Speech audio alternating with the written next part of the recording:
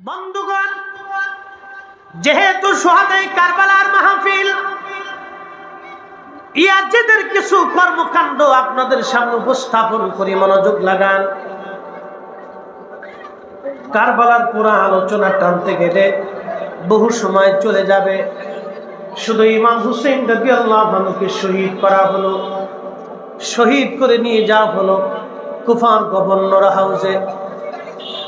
কুফার গভর্নর হাউসে যিনি দামি চেয়ারে সিংহাসনে বসে আছেন, এই ব্যক্তির নাম উবাইদুল্লাহ ইবনে জিয়াদ। এই উবাইদুল্লাহ ইবনে জিয়াদ ছিলেন জিয়াদের সন্তান। জিয়াদ ছিল জারজ।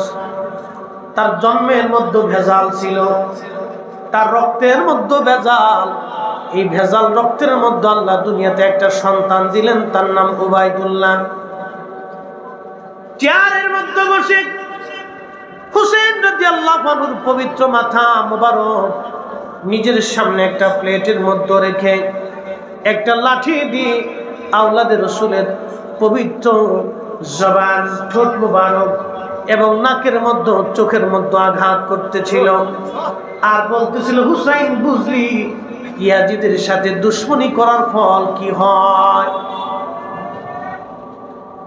মাজলিসের মধ্যে হাজার হাজার মুসলমান, কেউ সেই দিন প্রতিবাদ করতে পারে নাই। নবীর একজন সাহাবী যায়েদ ইবনে আরকাম রাদিয়াল্লাহু আনহু, যিনি যৌবনকালে মদিনার মধ্যে রাসূলের দরবারে তিনি কাটিয়েছিলেন, উনি যখন যুবক তখন ইমাম হাসান হুসাইন কেবলমাত্র বালক, শিশু।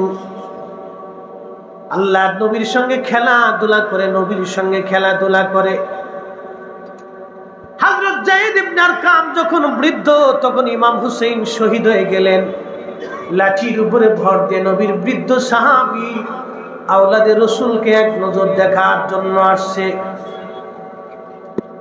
যখন লাঠি দিয়ে উবাইদুল্লাহ পবিত্র মুখ মুবারকের মধ্যে, ঠোঁটের মধ্যে আঘাত করতেছিল, নবী সাহাবী বরদাস্ত করতে পারেন নাই, চোখের পানি ছেড়ে দিয়ে কেঁদে দিয়ে বললেন, এই মারজানার ছেলে, তোর লাঠি ওই মুখ থেকে সরা।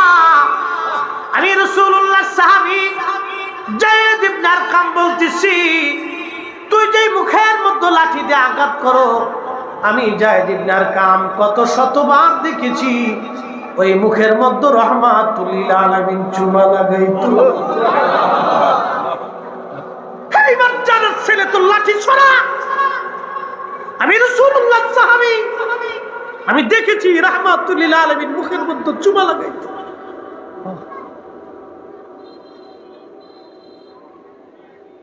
উবাইদুল্লাহ ডাক দিয়ে বলতেছে, এই বুড়া, তুই যদি বৃদ্ধ না হতি তোকে এখানে কতল করতাম। যায়েদ ইবনে আরকাম চিৎকার দিয়ে বলে উঠলেন, মারজানার ছেলে,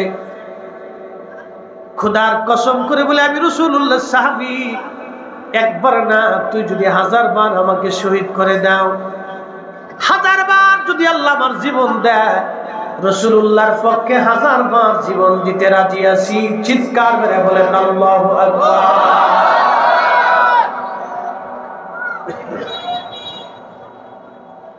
সেই দিন উবাইদুল্লাহ ঘোষণা দিল, হুসাইনের মাথা সারা কুফা নগর ভরে অলিগলি দিয়ে 3 দিন পর্যন্ত ঘোরাও। আহা, 3 দিন পর্যন্ত ঘোরানো হলো। 3 দিন পরে নিয়ে যাওয়া হচ্ছে এই মাথা মোবারক সিরিয়ার দিকে।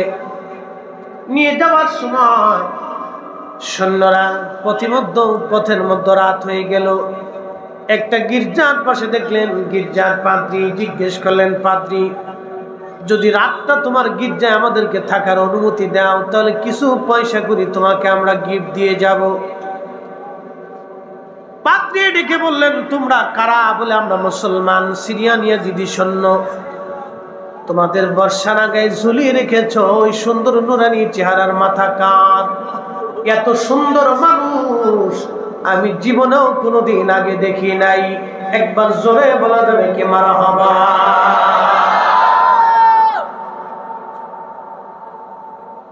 পাদ্রী ডেকে বললেন, এই সিরিয়ান সৈন্যরা, ওই পবিত্র মস্তক কার? এত সুন্দর নুরানি চেহারা, জীবনে কোনোদিন আমি এত সুন্দর মানুষ দেখি নাই। ওরা বলল, এরা আমাদের নবীর দৌহিত্র হুসাইনের মস্তক কেটে নিয়ে আসছি। পাদ্রী আফসোস করে বললেন, তোরা কিসের মুসলমান? আমরা খ্রিস্টান। ঈসা আলাইহিস সালামের যদি ব্যবহার কিত জুতার ধুলাও যদি পাইতাম আমার সম্মানের সাথে রাখতাম। আর তোরা নবীর আওলাদের গলায় কেটে দিয়ে মাথা ঝুলিয়ে বর্ষার আগে বিদায়া তোরা চলে যাচ্ছিস। তোরা কি করে মুসলমান হতে পারিস? রে সিরিয়ান সৈন্যরা, একটু মাথা মোবারক দিবি, আজকে একটা রাতের জন্য খেদমত করতে চাই। একবার জোরে বলা যাবে আল্লাহু আকবার।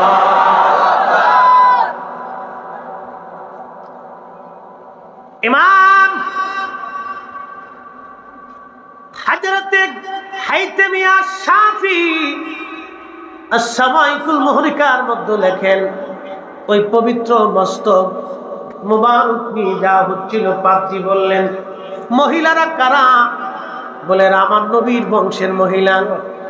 বলে, একটা রজনী নবী বংশের আওলাদদেরকে খেদমত করার সুযোগ দিবি রে, তারা ক্লান্ত শ্রান্ত। বিনিময় আমার এই যে যার ভিতরে 10,000 স্বর্ণ মুদ্রা আছে রে সিরিয়ান সৈন্যরা, 10,000 স্বর্ণ মুদ্রা তোদেরকে দিয়ে দিব। আজকে একটা রাত্রের জন্য হুসাইনের পবিত্র মস্তকের খেদমত আমি করতে চাই, আওলাদের রসুলদের খেদমত করতে চাই। যদিও আমি মুসলমান না, আমি একজন খ্রিস্টান। পাদ্রী, দিবি তোরা 10,000 স্বর্ণ মুদ্রা দিবি। একসাথে বলা যাবে আল্লাহু আকবার। আর আমরা শুহাদা কারবালা মাহফিলে 10 টাকা দিতে গেলে বিরাট কষ্ট হয়। আরে খ্রিস্টান 10,000 স্বর্ণ মুদ্রা দিচ্ছে, তোকে 10,000 দিয়ে দিবে। তখনকার দিনে 10,000 স্বর্ণ মুদ্রা বর্তমানে 10,000 কোটি টাকার সমান হবে। সব দিয়ে দিব, আমার গির্জার মধ্যে যা জমিয়েছি সব দিয়ে দিব তোদেরকে। শুধু একটা রাতের জন্য পবিত্র মাথা মোবারক আমাকে দিবি, আমি সারাটা রাত খেদমত করতে চাই। একসাথে বলবেন আল্লাহু আকবার। প্রেম দলিল দিয়ে হয় না, ভালোবাসা দলিল দিয়ে হয় না। কথা কোন ঠিক কিনা? সাইদি সব মরে গেছে, তার দুনিয়ার মানুষের সময় দিচ্ছে। কি কথা কন না? গোসল দিছি কিনা জানি না, অমনি অ্যাম্বুলেন্সের মধ্যে সুমাইতেছে। একটা তো সুমা দিয়ে ধরে বসে নিচ্ছে, সারে না কবর ধরে কাঁদতেছে, কবর উপুত হয়ে পড়তেছে। যদি জিজ্ঞেস করেন এটা করলে কি এখন ভালোবাসি? আরে ভালোবাসার দলিলে যদি একজন ব্যক্তি শরীরে, চেহারায়, বুকে সুমাইতে সুমাইতে অস্থির করে দিতে পারে, একজন মুর্দা লাশের মুখে সুমাইতে পারে, একজনের কবর ধরে এইভাবে কাঁদতে পারে, কবর সারে না ভক্ত, কবর সারতেছে না, কবর ধরে রাখছে। তার ওয়াজ শুনে মানুষ যদি এইভাবে ইমোশনাল হতে পারে, তাহলে একটু চিন্তা করে, এই জমিনে দিন এনেছে আল্লাহর ওলিরা, ইসলাম এনেছে শাহজালাল ইয়ামানি, তাদের মৌলবীরা সারা বছর ফতোয়া দিয়েছে। শাহজালালের মাজারে আছে কি, শাহপরানের কাছে যাও কে, সেই লোক নিজেও ফতোয়া দিছে। ওই শাহ আমানতের এই মশারিটা নেই চোখে, হেরে কি মশাই কামড়ায় নাকি, এরকম নানান কথা সে বলছে। মাজারে যাবেন না, কোন মাজারে যাবেন না, শিরিক হয়ে যাবে। কিন্তু দুঃখের বিষয়, আজ ওনার মরার পরে ওনার কবরের পাশে কবর ধইরিয়া ভক্তরা কাঁদতেছে, ওরে চুমাইতেছে। ভালোবাসার দলিলে যদি ভক্তরা ওনার কবর ধরে কাঁদতে পারে, ওনাকে চুমাইতে পারে, আমরা আল্লাহর ওলিদেরকে ভালোবাসি। যতদিন পর্যন্ত আল্লাহ হায়াত দিবে ততদিন তাদের মাজারের পাশে বসে আমরা জিয়ারত করেই যাব, করেই যাব।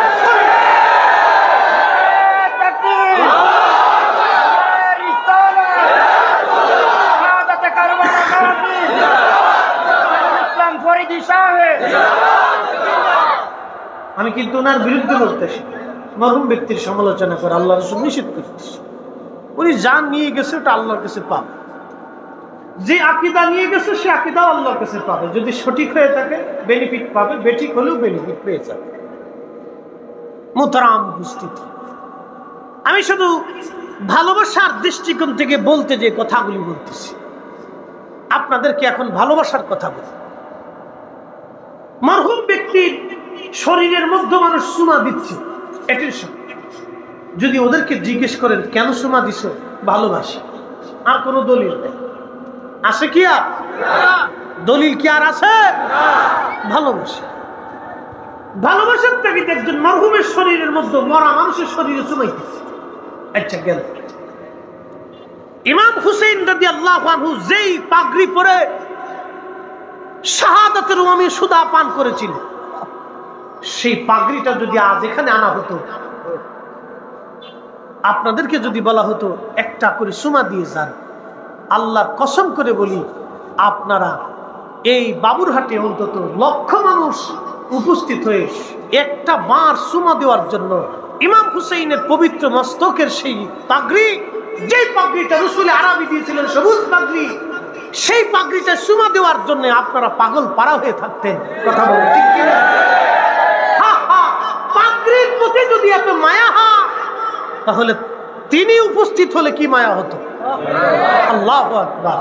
না হয় না, আরো জোরে বলেন আল্লাহু আকবার। বাপ, ভালোবাসার কোনো দলিল হয় না। আমরা ইয়া নবী সালামু আলাইকা বলার পরে আমরা আকাবির যারা ছিলেন তারা বসে থাকতে পারেন নাই, ঠিক কিনা? ইমাম মালিক ইবনে আনাস রাদিয়াল্লাহু আনহু, যিনি মালিকি মাযহাবের ইমাম, পৃথিবীর 4 আলেমের এক আলেম, পৃথিবীর 4 আলেমের এক আলেম, ওনার এক পাল্লায় একটা জুতা এক পাল্লায় দিলে পৃথিবীর সব মুহাদ্দিসদের এক পাল্লায় দিল না, জুতার ওজনের সমান হবে না। এত বড় আলেম ছিলেন, শুধু আলেম না, আশিক রাসূল। 80 বছর ধরে মদিনার হাউদের মধ্যে জুতা পরেন নাই। না সুবহানাল্লাহ, আসতে হয়ে গেল না? অনেক ভাইরা কয় তোমরা ইয়া নবী সালাম আলাইকে বলে দাঁড়াও, এই বেদাতি কাজ কই পাইছো? ওনার চোখে বেদাতি, কারণ উনি তো ওই বেদাতের চশমা চোখে লাগাইছে। এই কথা বলেন না, বেটা তো বেদাতের চশমা চোখে লাগিয়েছে, ওজন্য দুনিয়া যেদিকে তাকায় খালি বেদাত চোখে দেখে।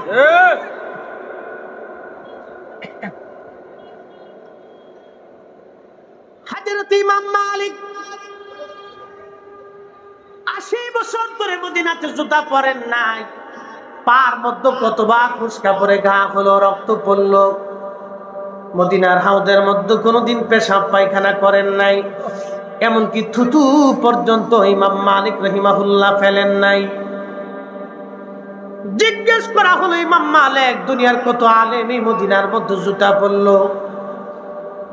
দুনিয়ার কত আলেম এই মদিনার মধ্যে পায়খানা পেশাব করলো, জুতা স্যান্ডেল পরলো, থুতু নিক্ষেপ করলো? কোন দলিলে আপনি মদিনায় জুতা পরেন না, পায়খানা পেশাব করেন না, থুতু ফেলেন না? দলিল বলবেন কি? আহারে, পৃথিবীর 4 আলেমের এক আলেম, মুস্তাহিদদের প্রথম তবকার মুস্তাহিদ, এত বড় আলেম আর কোনদিন ইমাম মেহেদীর আগে জন্ম হবে না, এত বড় আলেম আর কোনদিন জন্ম হবে না, এত বড় আশিক রাসূলও কোনদিন জন্ম হবে না।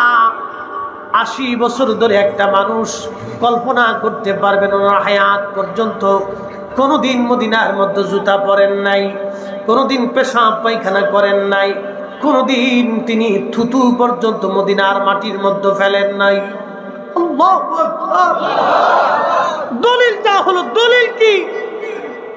ইমাম মালিক ইবনে আনাস রাদিয়াল্লাহু আনহু দলিল দিলেন, একটা দলিল, ভালোবাসার দলিল দিয়েছিলেন। যে মাটির ভিতরে আমার নবী রাহমাতুল লিল আলামিন ঘুমিয়ে আছে, আমি ইমাম মালিকের কলিজার মধ্যে কি করে সাহস হবে এই মাটির মধ্যে জুতা পরতে, এই মাটির মধ্যে থুতু ফেলতে, এই মাটির মধ্যে আমি পায়খানা পেশাব করব?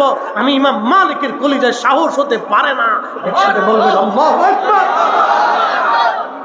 ভালোবাসার দলিল হয় না, একটা দলিল দিয়েছে, আমার কলিজার মধ্যে কি করে সাহস হবে? মুহাদ্দিস জামান, এই উপমহাদেশের শ্রেষ্ঠ মুহাদ্দিসদের একজন শাহ ওয়ালিউল্লাহ মুহাদ্দিস দেহলভী রাহমাতুল্লাহ আলাইহি। আল্লাহু আকবার। এই জমিনে এত বড় মুহাদ্দিস আর কখনো জন্ম হবে কিনা জানি না। মক্কায় হজ করার পরে মক্কা থেকে জুতা খুলে ফেলতেন, অ্যাটেনশন, আমি ভালোবাসার কথা বলতেছি, ভালোবাসার কথা বলতেছি। ভালোবাসার কারণে একজন বক্তার মৃত্যুর শরীরে যদি এইভাবে চুমা দিতে পারে, ভালোবাসার কারণে একজন বক্তার কবর ধরে যদি ভক্তরা কাঁদতে পারে, পৃথিবীর কোটি কোটি মানুষকে এক পাল্লায় দিবেন, হুজুর সাল্লাল্লাহু আলাইহি সাল্লামের জুতার এক পাল্লায় দিবেন, রাসূল কারীমের জুতার ওজনের সমান হবে না। কথা বলে ঠিক না? সেই রাসূলের কথা বলতেছি। মুহাদ্দিসে জামান, উপমহাদেশের শ্রেষ্ঠ মুহাদ্দিস, তিনি বলতেছেন মক্কা থেকে হজ করে জুতা খুলে ফেলল, পায়ে হাঁটতে হাঁটতে ফুসকা পড়লো, ঘাটে রক্ত পড়তেছে। ছাত্ররা বলল, হুজুর মারা যাবেন আপনি। মরে যাব, তারপরে জুতা পরবো না। তুমি জানো আমি কার বারগাহে হাজিরা দিচ্ছি? আল্লাহু আকবার। হাত হইছে না? আরো জোরে বলেন আল্লাহু আকবার। তুমি জানো আমি কার বারগাহে হাজিরা দিচ্ছি? তিনি হাবিবুল্লাহ, রাহমাতুল লিল আলামিন, সাইয়্যিদুল মুরসালিন, সাইয়্যিদুস সাকালাইন, মাহশরের কঠিন মাঠে যিনি সুপারিশ করতে বলা, আল্লাহ মালিক ইয়াউমিদ্দিন, তিনি শাফিউল মুজনিবিন, মাকামে মাহমুদ ওয়ালা, হাউজে কাউসার ওয়ালা নবীর বারগাহে আমি শাহ ওয়ালিউল্লাহ হাজিরা দিচ্ছি। আমার কলিজায় কি করে সাহস হয়? জুতা পাই দিয়ে এই দরবারে আমি হাজির হব, মরে যাব, জুতা পরতে পারবো না। একসাথে বলা যাবে আল্লাহু আকবার। আমার দেশের হুজুররা উসুল করছে, তুমি নবী সালাম আলাইকুম বলার পর দাঁড়াই দাও, দলিল কি? তোমাকে কি দলিল দিতে যাবে? রাসূলুল্লাহর জন্য, নবীর ইজ্জতের জন্য কোনো দলিলের প্রয়োজন হয় না। কথা বলেন ঠিক কি না? ঠিক কি না? রাসূলুল্লাহ নিজেই দলিল, নবী নিজেই দলিল, নবী নিজেই দলিল। কথা বলেন ঠিক কি না? আমি দলিল দিতে যাব, কিসের দলিল? আল্লাহর কলিজার মর্যাদা, আল্লাহর কলিজার উপর ঈমান আনতে হবে, আল্লাহর কলিজাকে মানতে হবে। তার ইজ্জতের জন্য কোনো দলিলের প্রয়োজন হয় না, তিনি নিজেই দলিল।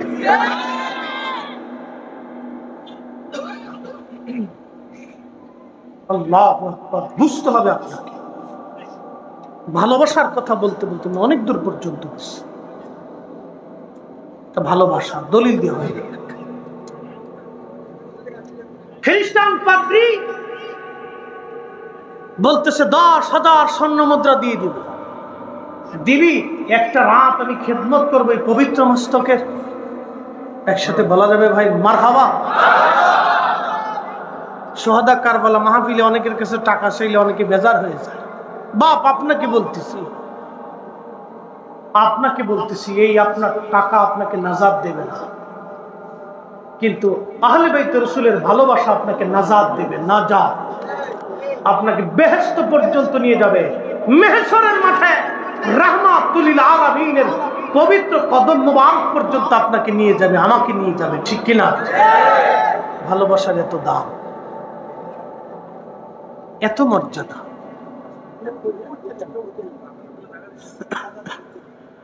একটু মোহাব্বতের দরুদ শরীফ পড়ি। আল্লাহুম্মা সাল্লি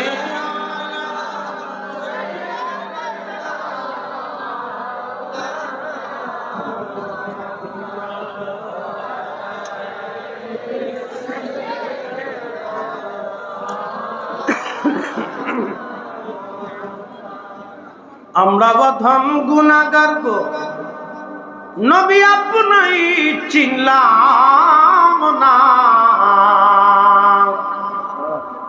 সেই কারণে রোজ হাসরে আমাদেরকে ভুলেন না।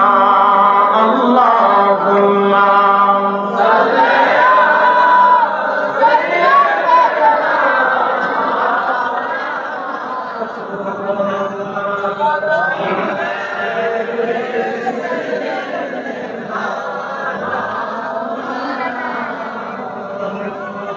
ভাইজান কষ্ট হয়, আমি কি কারো বিরুদ্ধে বলতেছি? যদি কোনো ভাই অন্য দলের হয়ে থাকেন, দল আপনার হতে পারে, কিন্তু নবী আমাদের সবার। আপনি কওমি হতে পারেন, তাবলীগী হতে পারেন, জামাত ইসলাম হতে পারেন, আহলে হাদিস হতে পারেন, আপনার আট্টুশির হতে পারেন, সরসিনা, ফুরফুরা, জৈনপুর, সোনাকান্দা, এরপরে আপনার ইমামের রব্বানী দরবার শরীফ হতে পারেন, বাংলাদেশের সমস্ত সুন্নি দরবার মসলকে আলা হযরত কাদেরিয়া, চিশতিয়া, নকশবন্দিয়া, মুজাদ্দিদ, হানাফি, শাফি, মালিকি, হাম্বলি, রাজনৈতিকভাবে যে দল হতে পারেন, পারিবারিকভাবে যে বংশ হতে পারেন, মুসলমান হিসেবে হযরত আওলাদে রাসূল ইমাম হুসাইন রাদিয়াল্লাহু আনহু আমাদের সবার। আল্লাহ রাসূল বলেন, আল হাসানু ওয়াল হুসাইনু সাইয়্যিদা শাবাবি আহলিল জান্নাহ, মশহুর হাদিস। আল হাসান ওয়াল হুসাইনু সাইয়্যিদা শাবাবি আহলিল জান্নাহ, আমার হাসান আর হুসাইন আমার দুইজন বংশধরেরা জান্নাতের যুবকদের সর্দার। এই যুবক আপনাকে বলতেছি, যুবক, যুবক আপনাকে বলছি, জান্নাতে আপনার সর্দার যিনি হবেন তিনি হাসান আর হুসাইন, জান্নাতের যুবকদের সর্দার। এই কথা আমরা নির্বাচন করি নাই, এই মর্তবা আমরা ভোট দিয়ে দিই নাই, এই মর্তবা যিনি দিলেন তিনি স্বয়ং আমার আল্লাহ। আল্লাহর ইচ্ছা অনুযায়ী নবীজি ঘোষণা দিয়েছেন, আল্লাহর ইচ্ছা না হলে নবী ঘোষণা দিতেন না। আল্লাহর পছন্দ হয়েছে হাবিব আপনার দুইটা কলিজার টুকরা হাসান আর হুসাইন, আপনি তাদেরকে ভালোবাসেন, আমি আল্লাহ তাদেরকে একটা মর্যাদা দিয়ে দিলাম, একটা সম্মান দিলাম, তারা জান্নাতি যুবকদের সর্দার। একবার জোরে বলা যাবে মারহাবা? আচ্ছা, টাকা দিয়ে জান্নাত পাওয়া যায়? সুযোগ আছে না? আল্লাহ রাসূল জান্নাতের একটা মর্তবা বলেছেন, জান্নাতের একটা চাবুক, যেই চাবুক দিয়ে আমরা ঘোড়া দাবড়াই, ঘোড়ার পিঠে আঘাত করে, জান্নাতি একটা চাবুক। এই চাবুক এক পাশে রাখবে আর সারা পৃথিবী আর এক পাশে রাখবে। জান্নাতের একটা চাবুক এক পাশে রাখবে, পৃথিবীর সারা সৃষ্টি আর পৃথিবী আর এক পাশে রাখবে। ওই জান্নাতের একটা চাবুকের এই দামের সমান সারা পৃথিবী বিক্রি করলেও হবে না। সেই জান্নাতের আটটা জান্নাত, তো কোন কোন বান্দাকে 10টা দুনিয়ার সমান একটা জান্নাত দেওয়া হবে, মানে 10টা দুনিয়ার সমান জান্নাতের জায়গা তার জন্য বরাদ্দ হবে। সেই জান্নাতের সব যুবকদের সর্দার। হ্যাঁ, সুবহানাল্লাহ, যেমনি কোন দুপুরেও খাইছেন একসাথে জোরে বলে, আমরা সেই জান্নাতের যুবকদের সর্দারের মহব্বতের মাহফিলে বলছি। কপাল আমার ভালো হবে না, তোমার ভালো হবে নাকি? নাজদি বেটা, তুমি ইয়াজিদের প্রশংসা করো, তোর কপাল ভালো হবে না তো আমারটা ভালো হবে না তো তোরটা ভালো হবে নাকি বেটা? তুই ইয়াজিদের দালাল, আমরা ইমাম হুসাইনের গোলাম। কথা করতে মনে করছে বেহেশত পেয়ে গেছি, ইয়াজিদের প্রশংসা করে। পুরো শয়তান কোথাকার।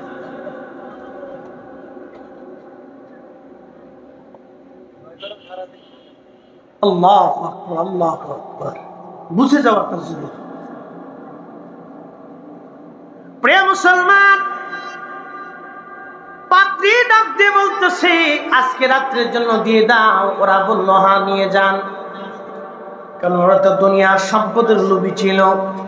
ওদের হাতের মধ্যে যে রত্ন, এই রত্ন ওরা চিনতে পারে নাই, কিন্তু দুনিয়ার মোহে পরে ওরা পাগল হয়ে গেল। হযরতে ইমাম হুসাইন রাদিয়াল্লাহু আনহুর মস্তক দিয়ে দেওয়া হলো পাত্রীর কাছে। পাত্রী নিয়ে গেলেন, মহিলাদেরকে অন্দরমহলে পাঠিয়ে দিলেন, মহিলাদেরকে দায়িত্ব দিয়ে দেওয়া হলো সেবা করার জন্য। তাদের রাত্রিবেলা খানা দানার ব্যবস্থা, বিশ্রামের ব্যবস্থা করা হলো। এবার ওই পাত্রী পবিত্র মস্তক মাথা মোবারক নিয়ে গেলেন তিনার রুমের মধ্যে একটা স্বর্ণের প্লেটের মধ্যে রেখে পরিচ্ছন্ন পানি এনে ওই পানি দিয়ে ইমাম হুসাইন রাদিয়াল্লাহু আনহুর মাথা, দাড়ি, রক্তগুলি পরিষ্কার করতে লাগলেন আর কাঁদতে লাগলেন। সারা রাত্র মস্তক মুবারকের সামনে পাদ্রী বসে বসে কাঁদতে লাগলেন। লক্ষ্য করলেন আল্লাহর আকাশ থেকে একটা নূর মুবারক এসে ইমাম হুসাইন রাদিয়াল্লাহু আনহুর মস্তক বরাবর, আসমান বরাবর ফাঁকা হয়ে গেল। এই নূরের ভিতরে অদৃশ্য আশ্চর্য দৃশ্যগুলি দেখে পাদ্রী আর স্থির থাকতে পারলেন না, তার জবানে পড়ে ফেললেন লা ইলাহা ইল্লাল্লাহু মুহাম্মাদুর রাসূলুল্লাহ। পাদ্রী এবার পড়ে ফেললেন কালেমা। এই দৌলত নিয়ে পাদ্রী ইমানের দৌলতওয়ালা হয়ে গেলেন। একবার জোরে বলবেন কি মারহাবা। একদল মস্তক বহন করলো কিন্তু জান্নাত নিতে পারলো না। আর একজন মস্তক মোবারক রাতে নিয়ে তিনি ইমানের দৌলতওয়ালা হয়ে গেলেন। শুধু ইমানের দৌলতওয়ালা না, ইশকে রাসূলের দৌলতওয়ালা হয়ে গেলেন। আরে ইমান তো ওই ইয়াজিদেরও ছিল। কি কথা বলেন? ইমান তো ইয়াজিদের সৈন্যদেরও ছিল, ইমান তো ওদেরও ছিল, কিন্তু ইশকে রাসূলের দৌলত তো সবার ভিতরে নাই। ইশকে রাসূলের দৌলত এটা আলাদা নিয়ামত, এটা পাদ্রীর কলিজার ভিতরে এসে গেছে। খেদমত মহাব্বত এসে গেছে পাদ্রীর কলিজার ভিতরে, স্থির থাকতে পারেনি। দিবি 10,000 স্বর্ণমুদ্রা তোকে আলাদা দিয়ে দিবি। ওটা মস্তক বহন করলো বটে, কিন্তু নিয়ামত নিতে পারলো না। কিন্তু পাদ্রী নিয়ামত নিয়ে নিল। মস্তক নিয়ে যা হলো সিরিয়াতে। একটা কথা খেয়াল রাখবেন, শহীদ হলেন কারবালা, নিয়ে আসা হলো কুফা, সেখানে 3 দিন ঘোরানো হলো, 2-5 দিন এদিকে পার হয়ে গেল। মস্তক নিয়ে যা হলো সিরিয়াতে। সিরিয়াতে নিয়ে যাওয়ার পরে ইয়াজিদ বলল 3 দিন পর্যন্ত সিরিয়ার অলিগলি দিয়ে শুধু ঘোরাও, মানুষের দেখাও। আপনি তো খুব মোহাম্মতে পাগল হয়ে গেছেন, মোহাম্মতে গুদু গুদু হয়ে গেছে। পুরি সর্ব খুব ভালো মানুষ আছে, নামাজ কালাম পড়ি একবার ইয়াজিদ একবার উদ্ধার করি গেছে। কোটি বছর নামাজ পড়লে কি হবে যদি ইশকে রাসূল না থাকে? কি কথা বলেন না কেন? কোটি বছর নামাজ পড়লে কি হবে যদি ইশকে রাসূল না থাকে?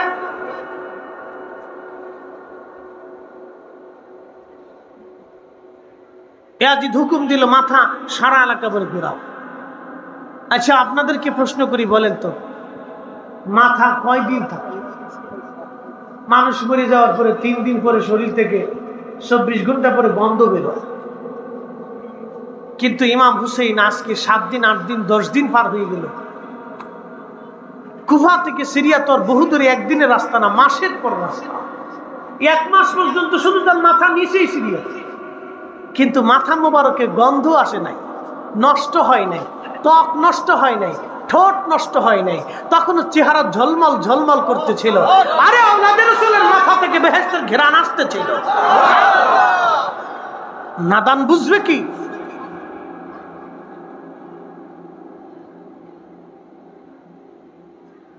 ইয়াজিদ তার সামনে রাখছে মাথা, একটা ছড়ি দিয়ে মাথার ঠোঁট মুবারকের মধ্যে আলতো আলতো করে এইভাবে আঘাত করতেছে। রাসূলের সাহাবী আবু বর্জা আসলামী রাদিয়াল্লাহু আনহু করে দাঁড়ানো ছিল। ধমক দিয়ে বলেন, এই ইয়াজিদ তোর লাঠি ছাড়া। একসাথে বলবেন আল্লাহু আকবার। রাসূলের সাহাবী আবু বর্জা আসলামী রাদিয়াল্লাহু আনহু বলতেছে, হ্যাঁ ইয়াজিদ তোর লাঠি ছাড়া।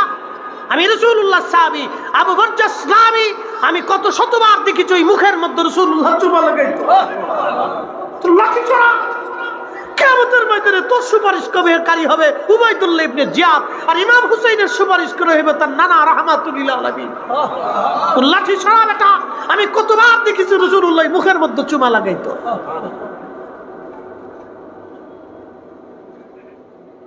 আল বেদার ভিতরে ঘটনা আছে, সামাইকুল মুহরাকার ভিতরে ইমাম হাজর হাইতামিয়া শাফিঈ রাহিমাহুল্লাহ, ইমাম জালালউদ্দিন সুয়ুতী তারিখুল খুলাফার মধ্যে আছে। প্রিয় মুসলমান, ইয়াজিদ এই পবিত্র মাসতুক 3 দিন পর্যন্ত সারা এলাকা ভরে ঘুরাইতে বললেন। সারা এলাকা ঘোরানো হচ্ছে পবিত্র মাথা। সবাই তো আর ইয়াজিদের দলের না।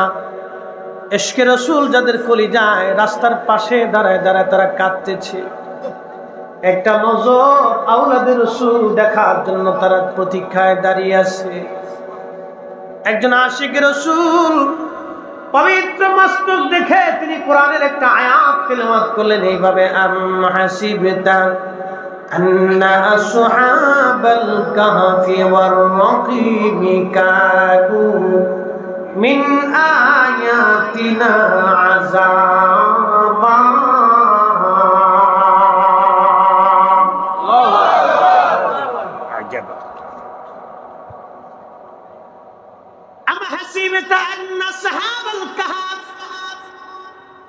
কতই না আশ্চর্য আশ্চর্য নিদর্শন। আসহাবে কাহাফ আল্লাহ বলেন কানু মিন আয়াতিনা আযাবা, আশ্চর্য নিদর্শন বলের মধ্যে অন্যতম নিদর্শন এই আসহাবে কাহাফ। আয়াত যখন তেলাওয়াত করলেন তখন পাশ থেকে এই আশিক রাসূল আয়াত পড়ার সঙ্গে সঙ্গে ইমাম হুসাইন রাদিয়াল্লাহু আনহুর পবিত্র জবান থেকে আওয়াজ আসতেছে আযাবু আসহাবাল কাহফি কতলি ওয়া হামলি। আমাকে হত্যা করা, আমার মস্তকে এইভাবে বহন করে নিয়ে আমার সাথে নির্যাতন করা, আমাকে অবমাননা করা আসহাবে কাহাফ থেকে কি কোনো অংশে আশ্চর্য কম? আল্লাহু আকবার। না হয় না, আরো জোরে বলেন আল্লাহু আকবার। ইমাম হুসেন রাদিয়াল্লাহু আনহুর জবান থেকে আওয়াজ আসলো, আল্লাহ কোরআনে বলেন ওয়ালা তাকুলু লিমান ইউকতালু ফি সাবিলিল্লাহি আমওয়াত বাল আহইয়াউ ওয়ালাকিন লা তাশউরুন।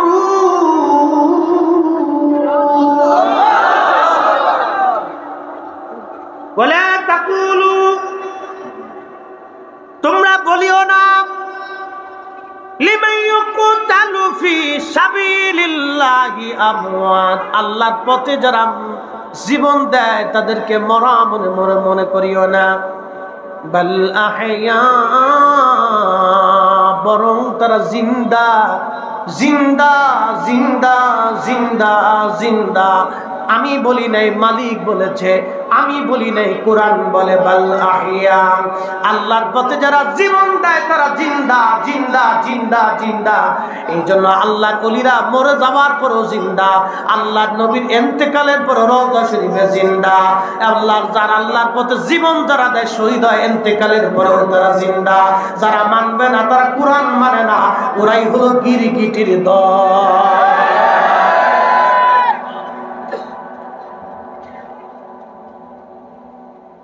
বাকি ঝুঁকি আছে ডাইরেক্ট কথা। কোরআন বলে ওয়ালাকিন লা তাশউরুন, তোমরা বুঝো না, অনুধাবন করো না যে তারা জিন্দা। তোমরা বুঝো না তারা জিন্দা। খাসাইসুল কুবরার ভিতরে ইমাম জালালউদ্দিন সুয়ুতি রাহিমাহুল্লাহ তিনি লেখেন, রাসূল করিম সাল্লাল্লাহু আলাইহি সাল্লামের চাচাতো ভাই জাফর রাদিয়াল্লাহু আনহু মুতার প্রান্তরে জিহাদের ময়দানে রওনা করবে। জাফর রাদিয়াল্লাহু আনহু হযরত আলী রাদিয়াল্লাহু আনহুর আপন ভাই, আল্লাহর হাবিবের চাচাতো ভাই আবু তালিবের বেটা জাফর, নবীজির কলিজার টুকরো চাচাদের মধ্যে যিনি একজন চাচা আল্লাহর নবীকে সারা জীবন ভালোবাসছে, তিনার নাম আবু তালিব। যদিও শেষ সময় কালেমা তার নসিব হয় নাই। কোন কোন বর্ণনাতে আসছে যে কিয়ামতের মাঠে সবচেয়ে কঠিন আযাব, সবচেয়ে সহজ আযাব জাহান্নামের মধ্যে হবে, তার নাম আবু তালিব। ইমাম সুয়ুতি মাসালিকুল হুনাফার মধ্যে তিনি কথাও লিখেছেন, হাদিস এনেছেন। যদি আল্লাহ ক্ষমা করেন রাসূলের কারণে, সেটা আল্লাহর ইচ্ছা। সুপারিশ রাসূলুল্লাহর হাতে থাকবে, সেটা আলাদা ফাংশন, ওটা আমরা বলতে পারবো না। কিন্তু রাসূল করিম সাল্লাল্লাহু আলাইহি সাল্লামের চাচার সন্তান জাফর এবং আলী দুইজন। জাফর কালেমা বললেন, নবী ঘোষণা দিলেন মুতার প্রান্তরে তিনজন সেনাপতি হবে। প্রথম সেনাপতি আমার পালিত বেটা জায়েদ, দ্বিতীয় সেনাপতি আমার চাচাতো ভাই জাফর, তৃতীয় সেনাপতি আব্দুল্লাহ বিন রাওয়াহা রাদিয়াল্লাহু আনহু। এই তিনজন সেনাপতি বিদায় নিয়ে আসা আপনজনদের কাছ থেকে জাফর চলে গেলেন বাড়ি যায় বিবিকে বলেন, বিবিরে, রাসূল কারীম আমাকে মোতার প্রান্তরের সেনাপতি নির্বাচন করেছেন, আমি দ্বিতীয় নাম্বার সেনাপতি, এবং আল্লাহর নবী তিনজনকে সেনাপতি বানিয়েছেন। প্রথম নম্বরে যায়েদ, নবী বলেছেন যায়েদ শহীদ হয়ে যাওয়ার পরে জাফর সেনাপতি হবে, জাফর শহীদ হয়ে যাওয়ার পরে আব্দুল্লাহ বিন রাওয়াহা সেনাপতি হবে, আব্দুল্লাহ বিন রাওয়াহা শহীদ হয়ে যাওয়ার পরে মুসলমানরা মুজাহিদরা যাকে খুশি সেনাপতি তারা ওই যুদ্ধের ময়দানে নিয়োজিত করে নেবে।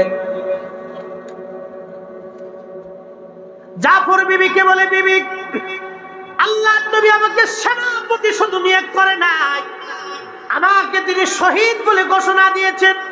আমার আগের সেনাপতিকে শহীদ বলেছেন, আমার পরের জনকে শহীদ বলেছেন। বিবিরে শোনো, আমি মুতার প্রান্তরে যাচ্ছি, কোনোদিন আর ফিরে আসবো না, কারণ রাসূল আমাকে শহীদ ঘোষণা দিয়েছেন, অবশ্যই মুতার প্রান্তরে আমি শহীদ হয়ে যাব। একবার জোরে বলা যাবে কি ইয়া রাসূলুল্লাহ? এই উম্মত, আল্লাহর হাবিবের উম্মতরা একটা মাসালা বুঝে যান। নবী বলেছেন জাফর শহীদ, হযরত জাফর রাদিয়াল্লাহু আনহুর কলিজার ভিতরে বিশ্বাস ইয়াকিন জন্ম হয়েছে, রাসূল আমাকে শহীদ বলেছে, আমি শহীদ হয়েই যাব, গাজী হয়ে ফিরার আর কোনো রাস্তা নাই। সুবহানাল্লাহ বলবে? সাহাবা আজমাইন রাসূলকে এইভাবে বিশ্বাস করতেন, আল্লাহর হাবিবের কথাকে তারা এইভাবে বিশ্বাস করতেন। আর রাসূলের ব্যাপারে এখন আলোচনার লেগে দলিল কি, উনি খালি দলিল তালাশ করতেছে, বিরাট দলিলওয়ালা, খালি দলিল কি, দলিলওয়ালা খালি দলিল খুঁজে। আরে রাসূলের ইজ্জতের ব্যাপারে এত দলিল যারা খুঁজে, এগুলো সব আবু জাহেলের দল। আর বিনা দলিলে আবু বকর বিশ্বাস করে নিছে, আমরা আবু বকরের দল, আমরা দলিল লাগতো না, বিনা দলিলে চলবে।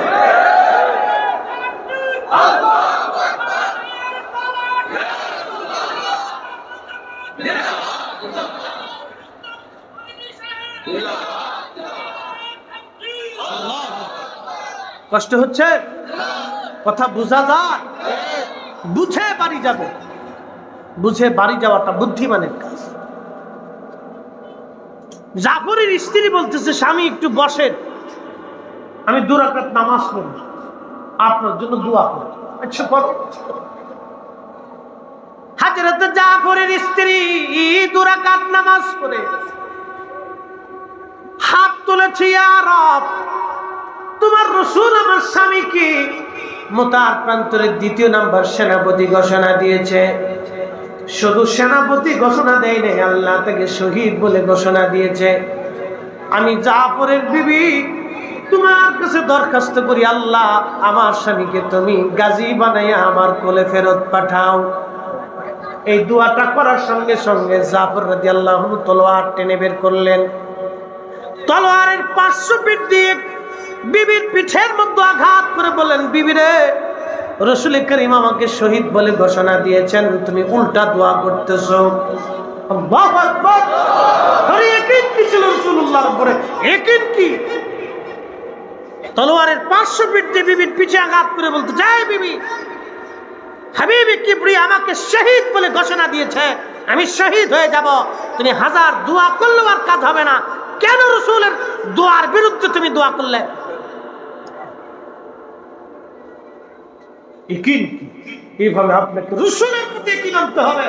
নাস্তিকের বাচ্চা রাসূলুল্লাহ ইজ্জত নিয়ে বলে রাসূল মরু ডাকাত ছিল, আমরা আর বুঝতে বাকি নাই। ওরা ওদের পরিচয় দিয়েছে ঝড়ে জঙ্গলে, আতারে পাতারে, হোটেলে মোটেলে, অবৈধভাবে ওদের জন্ম হয়েছে। কথা বলে ঠিক না? ওদের জন্মে ভেজাল আছে। কথা বলেন ঠিক কিনা? কিসে ভেজাল? নাস্তিকদের জন্মে ভেজাল আছে।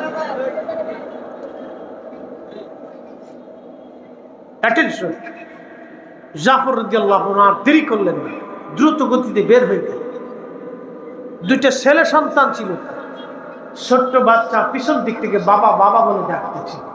আল্লাহ কসম, একটা নজর সন্তানের দিকে তাকান নেই, পিছনের দিকে একটা নজর তাকান নেই। যদি রাসূলের হুকুম মানতে একবার ভুল হয়ে যায়, সন্তানের প্রতি মহব্বত এসে যায়, বাবা বাবা বলে ডাকতেছে বারবার। সন্তান ফেলে রেখে জাফর রাদিয়াল্লাহু আনহু জিহাদের ময়দানে চলে গেল। প্রচন্ড যুদ্ধে হযরত জাফরের ডান হাত ওরা কেটে ফেলল, কালেমার পতাকা বাম হাত দিয়ে চেপে ধরল। কাফেররা আবার তারা বাম হাতের উপর আঘাত করল। হযরত জাফর রাদিয়াল্লাহু আনহু সেই সময় মুখ দিয়ে কালেমার পতাকা কামড় দিয়ে চেপে ধরে রাখলেন। পতাকা পড়তে দেন নাই। জাফর শহীদ হয়েছে, পতাকা পড়তে দেন নাই। হ্যাঁ, ঈমান ছিল এটা। 2 লক্ষ কাফেরের বিরুদ্ধে সেই দিন মাত্র 3000 মুজাহিদ জিহাদ করেছিল। হযরত জাফরের 2টা হাত কেটে ফেলেছিল। ইসলামের ঝান্ডা সেই দিন ডান হাত কাটার পরে বাম হাত দিয়ে চেপে ধরেছিলেন, বাম হাত কেটে ফেলল, কামড় দিয়ে চেপে ধরেছিলেন ইসলামের ঝান্ডা। হ্যাঁ সুন্নি, হ্যাঁ মুসলিম, আপনাকে বলতেছি জীবনের শেষ সময় পর্যন্ত সুন্নিয়তের ঝান্ডা, দ্বীনের ঝান্ডা আপনাকে কামড় দিয়ে ধরে রাখতে হবে।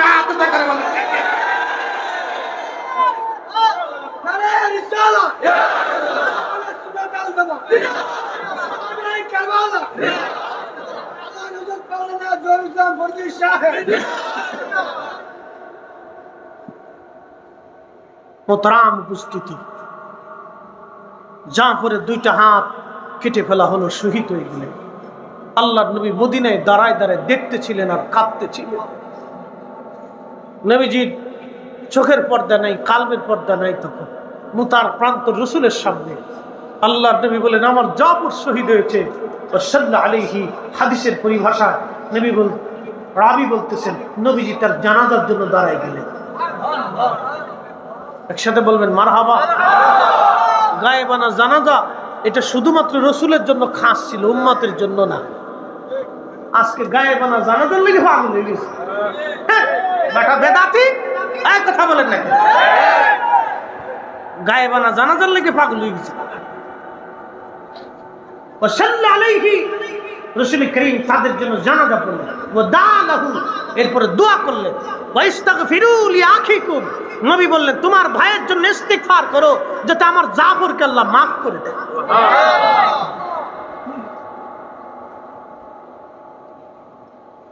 প্রিয় মুসলমান, হে আমার নবীর উম্মতেরা, খুবই মনোযোগ দিয়ে শুনিয়া যান। আল্লাহর হাবিবের সাহাবী জাফর রাদিয়াল্লাহু আনহুর 2টা হাত কাটার পরে আল্লাহর নবী মদিনার রাস্তা দিয়ে হেঁটে যায়। এমন সময় নবীজি বলেন, ওয়া আলাইকুম আসসালাম। সাহাবীরা বললেন, হুজুর সালাম দিল কে? জবাব আপনি দিলেন। আল্লাহর নবী ডাক দিয়ে বললেন, আমার সামনে দিয়ে আমার জাফর উড়ে উড়ে যায়।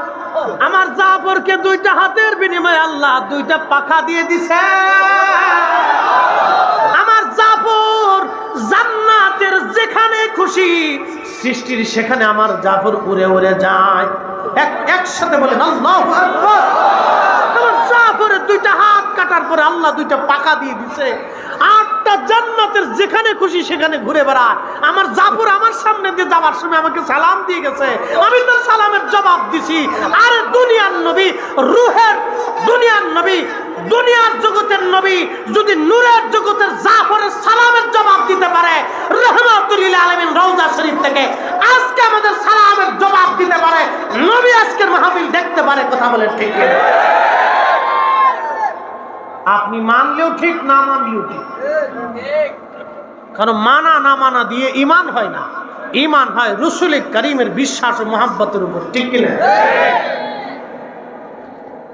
হযরত জাফর রাদিয়াল্লাহু আনহু নবীর সামনে দিয়ে উড়ে যাচ্ছে। এই জন্য আল্লাহ বলছেন, আল্লাহর পথে যারা জীবন দেয় বালাহিয়া, তারা জিন্দা, ওয়ালা কিল্লা তাশউরুন, তোমরা অনুধাবন করো না, তোমরা বুঝো না।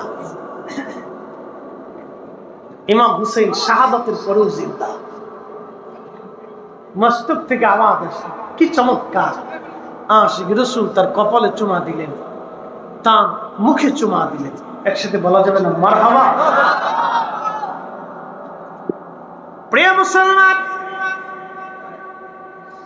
আসকালানের গভর্নর পবিত্র মস্তক রেখে দাফন করে দিল। হযরত ইমাম হুসেন রাদিয়াল্লাহু আনহুর মস্তক 554 হিজরিতে ওই অঞ্চল কাফেররা যখন দখল করে নিল, মিশরের গভর্নর বললেন 30,000 স্বর্ণ মুদ্রা তোমাদেরকে দিব, ইমাম হুসেন রাদিয়াল্লাহু আনহুর মস্তক আমরা নিয়ে আসব। ওরা বলল 30,000 স্বর্ণ মুদ্রা পাবো, তাহলে নিয়ে চলে যাও, ওটা তো আমাদের দরকার নাই।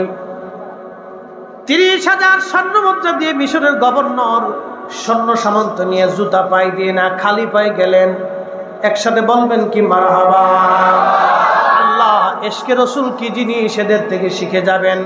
জুতা পায়ে দিলেন না, উনি হুকুম দিলেন প্রত্যেকটা স্বর্ণ যারা ইমাম হুসেন পবিত্র মস্তক আনতে যাবা কেউ জুতা পায়ে থাকবে না। আওলাদে রাসূলের সম্মানে জুতা খুলে ফেলবে, তোমরা খালি পায়ে যাবে।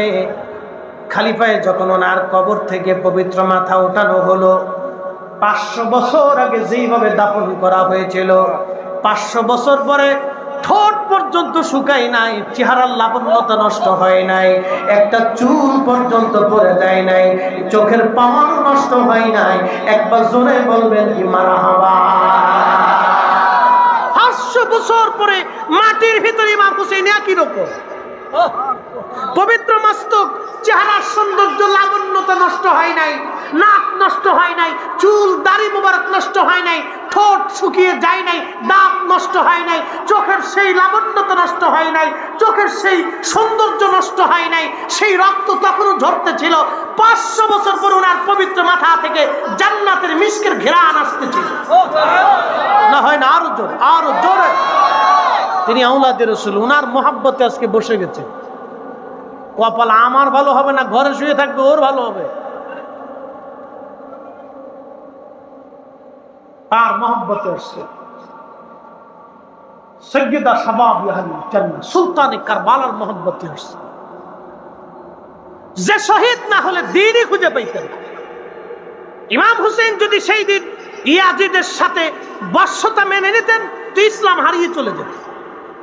নবীর উম্মত মিথ্যার কাছে মাথা নত করত। এই জন্য দেখবেন যুগে যুগে যুগে যুগে নবীর উম্মত মিথ্যার কাছে মাথা নত করে নাই, জীবন দিয়েছে কিন্তু মাথা নত করে নাই। ঠিক কিনা?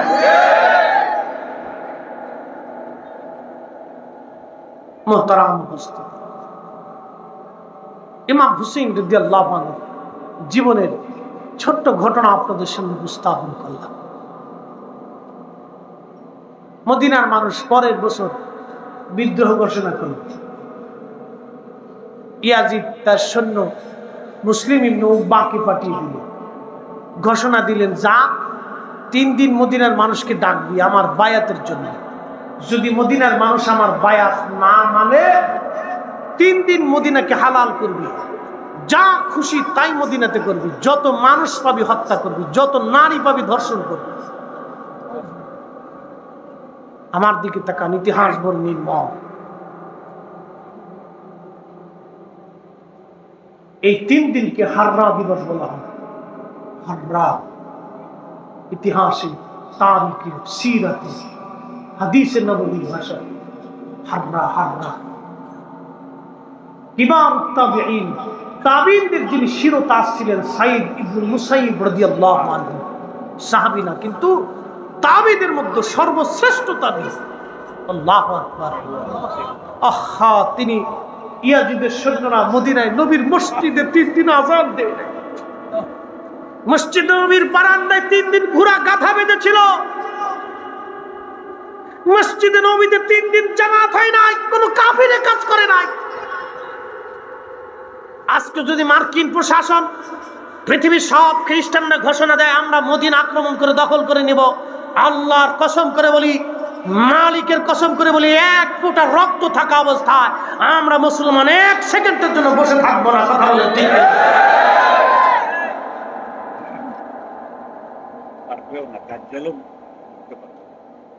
আর মদিনা তো মদিনা, দাজ্জালও ঢুকতে পারবে না এখানে।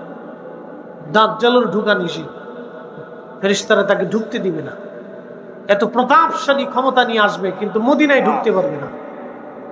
দাজ্জাল ও কাজ্জাব মদিনায় ঢুকতে পারবে না। কিন্তু হাররার ঘটনা বড় নির্মম। ইয়াজিদের সৈন্য না 3 দিন পর্যন্ত হাররাতে নবীর মসজিদে আজান বন্ধ করে দিল, একামত জামাত বন্ধ করে দিল। ইতিহাসে বড় নির্মম কঠিন অবস্থা এটাকে বলা হয়।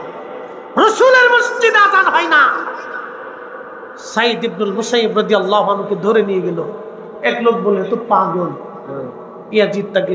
ইয়াজিদের সেনা মুসলিমের লোক বা তাকে ছেড়ে দিল, দূর পাগল ছেড়ে দিল। সাইদ ইবনুল মুসাইয়িব বললেন, পাগলের বেশ ধরে আমি 3 দিন মদিনার মধ্যে মসজিদে নববীতে হুজুরে কারীমের রওজা মুবারকের পাশে বসে থাকতাম। আল্লামা ইমাম দারিমি সুনানুদ দারিমির মধ্যে তিনি লেখেন, বিশুদ্ধ হাদিসে বিশুদ্ধ সনদে তিনি লিখতেছেন, ইমাম দারিমি রাহিমাহুল্লাহ তিনি লিখতেছেন, সাইদ ইবনুল মুসাইয়িব বলেন, দুনিয়ার মানুষে আমি নবীর রওজা মুবারকের পাশে পাগলের বেশ ধরে বসে থাকতাম। খোদার কসম করে বলি, আজানের সময় বলে আমি নবীর রওজা মুবারক থেকে আজানের আওয়াজ পাইতাম। একামতের সময় হলে রাসূলের রওজা মুবারক থেকে একামতের আওয়াজ আসতো।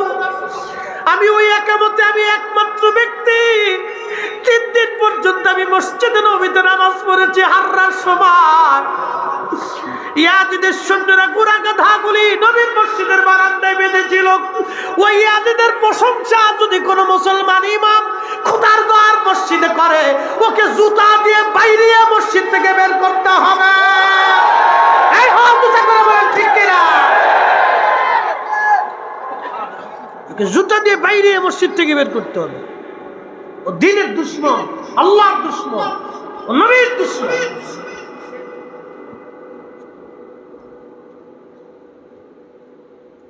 এই ঘটনা আমি লিখিনি, পৃথিবীর বিশুদ্ধ বিশুদ্ধ কিতাব আসছে। ইমাম ইবনে কাসির লিখছেন, ইমাম সুয়ুতি লিখেছেন, ইমাম হযরত হাইতিমা শাফিঈ লিখেছেন। পৃথিবীর বহু তারিখের কিতাবে ঘটনা আসছে। হাররার ঘটনা কি বিষাদময় ঘটনা, কি কষ্টের ঘটনা। মদিনায় যেই নারীরা রাসূলুল্লাহকে পাহারা দিত, নবীর আহলে বাইতকে পাহারা দিত, সেই কুমারী নারীদেরকে ঘর থেকে বের করে এনে 1000 নারীর ইজ্জত লুণ্ঠন করা হয়েছিল। 1 বছর পরে 1000 নারী গর্ভবতী হয়েছিল। পশম খারিয়ে যাবে, আপনার পশম দাঁড়িয়ে যাবে। আল্লাহ রাসূল বলছেন, আমার উম্মত মদিনার মানুষকে যারা কষ্ট দিবে, আমার মদিনার মানুষকে যারা কষ্ট দিবে, আমার মদিনার মানুষকে যারা ভয় দেখাবে, তার দুনিয়া বরবাদ হবে, আখিরাত বরবাদ হবে, তার নামাজ রোজা জিকির ফিকির আল্লাহর দরবারে মঞ্জুর হবে না। আমি রাসূলুল্লাহ তার জন্য বদদুয়া করলাম। আল্লাহর পক্ষ থেকে তার উপরে লানত, ফেরেশতাদের পক্ষ থেকে তার উপরে লানত, সৃষ্টির প্রত্যেকটা প্রাণীর পক্ষ থেকে তার উপরে লানত বর্ষিত হবে। অতএব যারা রাসূলুল্লাহর দুশমন ইয়াজিদের প্রশংসা করবে, আল্লাহর কসম ওই ইমাম যে ইমাম মসজিদে বসে ইয়াজিদের প্রশংসা করবে, ওকে জুতা দিয়ে পিটাইয়া মসজিদ থেকে বের করতে হবে।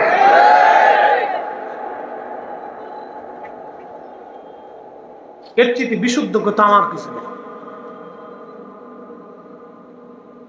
পৃথিবী এক পাশে, রাসূলুল্লাহর কথা আর এক পাশে থাকবে, ঠিক কিনা?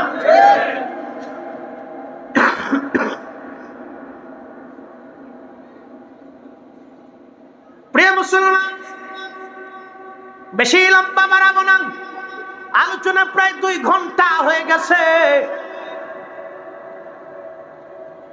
হাজার দিবস বড়ই মারাত্মক, বড়ই কঠিন। মদিনায় 10,000 মুসলমান তারা হত্যা করলো, 80 জন সাহাবী তারা মেরে ফেললো। কল্পনা করতে পারবেন, 80 জন সাহাবী তারা মেরে ফেললো। 1 জন 2 জন সাহাবী মারে নাই, 80 জন সাহাবী মারছিল। রাসূলুল্লাহর 80 জন সাহাবী। আচ্ছা আপনারা বলেন, এখন যদি সৌদি আরবে আল্লাহর নবীর সাহাবীর দেহ মোবারক খুঁজে পাওয়া যায়, আর সৌদি সরকার যদি বলে এই সাহাবীর পবিত্র দেহ আমি বাংলাদেশে দেখার জন্য পাঠাবো, 3 দিন বাংলাদেশের সাহাবীর লাশ পরিদর্শন করানো হবে। এই সাহাবী দেখার জন্য বাংলাদেশের কোটি কোটি মানুষ দেখার জন্য দৌড়ায় যাবে। কথা বল ঠিক কিনা? সাহাবী দেখার জন্য আমাদের কলিজায় যদি এত মহব্বত থাকে, 80 জন সাহাবী যারা হত্যা করলো, আপনি তার মসজিদের মধ্যে বসে প্রশংসা করেন, আর আমি তাকে চুমা দিব নাকি?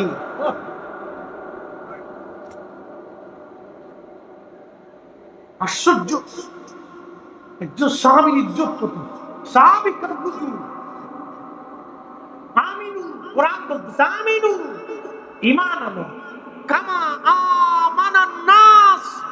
আমার নবী সাহাবীরা যেইভাবে ঈমান আনছে তোমরা সেইভাবে ঈমান আনো। ক্বালু আনুমিনু কামা আমানাস সুফাহা। সেই দিন মুনাফিক কুফাররা বলল আমরা কি নির্বোধদের মতো ঈমান আনবো? আল্লাহ জবাব দিলেন আলা, সাবধান করে বলতেছি, ইন্নাহুম হুমুস সুফাহা। আমার নবী সাহাবীদেরকে যারা নির্বোধ বলে গালি দিচ্ছ, তোরাই নির্বোধ, তোরাই বোকা, তোরাই নির্বোধ, তোরা বুঝিস না। আমার নবী সাহাবীদের দাম কত। রাদিয়াল্লাহু আনহুম ওয়া রাদু আন। আমি আল্লাহ তাদের উপরে খুশি, তারাও আমি আল্লাহর উপরে খুশি। একসাথে বলা যাবে না আল্লাহু আকবার। সাহাবী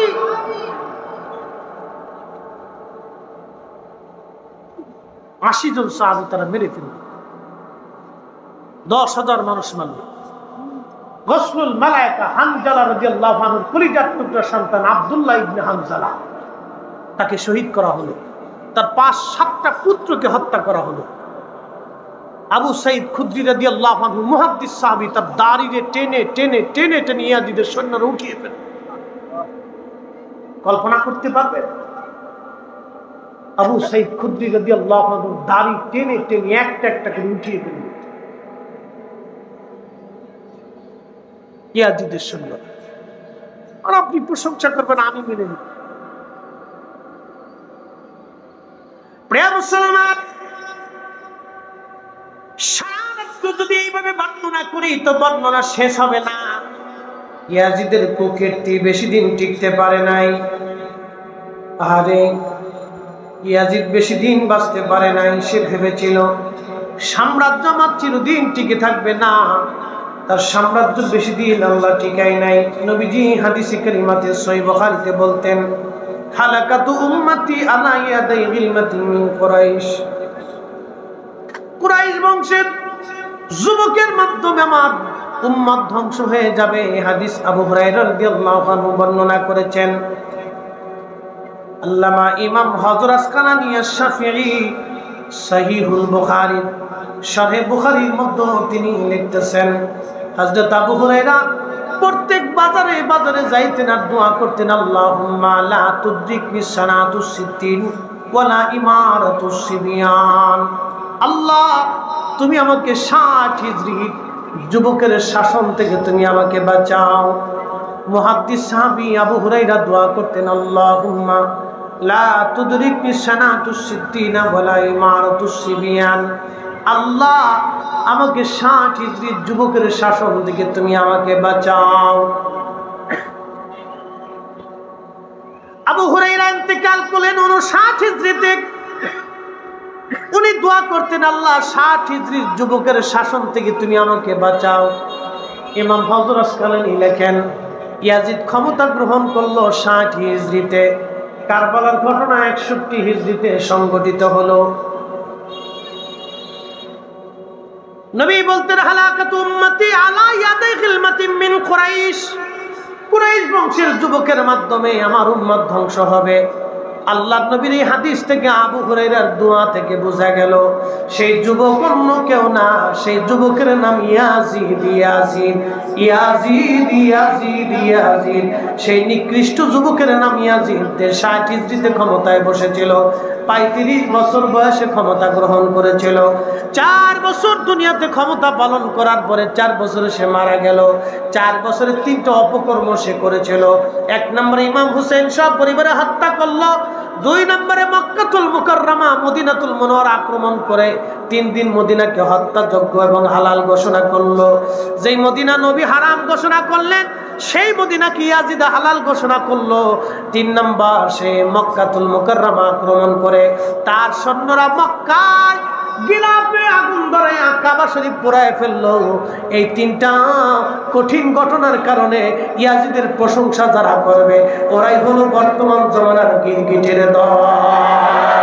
হাত উঁচা করে বলেন ঠিক কিনা? জীবন গেল ওদেরকে মানা যাবে না, ঠিক কিনা? কোনো মতেই না, কোনো মতেই মানা যাবে না। এক কথাই শেষ। রাসূলুল্লাহ আল্লাহর হাবিবের কথা এক পাশে, সারা পৃথিবী আর এক পাশে, ঠিক কিনা? রাসূল যাহা বলেছেন এটাই ঠিক। আবু হুরায়রা তার ফিতনা থেকে বাঁচার জন্য প্রত্যেক বাজারে বাজারে ঘুরতেন আর দোয়া করতেন, আল্লাহুম্মা লা তুদ্দিকটি সানাতুস সিদ্দিক ওয়ালা ইমারাতুস সিবিয়ান। আল্লাহ 60 হিজরির যুবকের ফিতনা থেকে, শাসন থেকে তুমি আমাকে বাঁচাও আল্লাহ, এটা আমি সহ্য করতে পারবো না। আবু হুরায়রা বলতেন, আল্লাহ আমাকে বাঁচাও তুমি আল্লাহ। কি ভয়াবহ ফিতনা ছিল আপনি কল্পনা করতে পারবেন? যে সাহাবী রাসূলের কাছ থেকে জানার পরে খালি দোয়া করতেন, আল্লাহ আমার তুমি বাঁচাও, ওই পর্যন্ত আমার দুনিয়াতে রাখো না আল্লাহ। আর বেটা মৌলবীর ঘরের মৌলবী মসজিদে বসে বসে ইয়াজিদের প্রশংসা করে, ওরে খাওয়ানো সেটা কুত্তা খাওয়ালে বেশি সোয়াব। কথা শক্ত হলেও তো বলতে হবে, ঠিক কিনা? আমরা তো রাসূলুল্লাহর পক্ষে তলোয়ার ধরার সুযোগ আমাদের হয় না।